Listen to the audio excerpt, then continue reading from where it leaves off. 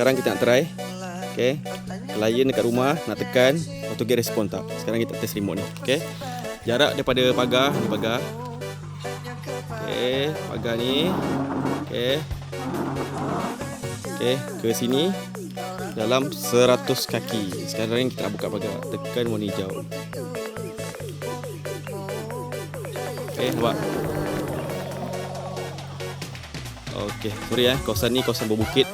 So tak nampak penuh lah pagar. Okay, buat dia respon So kita orang tutup, berhenti, tutup balik, tekan warna merah.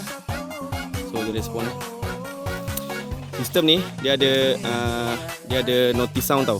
Sepatutnya kalau jarak dekat dia dengar tau notice sound tu bunyi beep. So bila buka tutup dia bunyi beep. So sebabkan lingkungan dia terlampau jauh, tak dapat dengar dengan clear. Okay.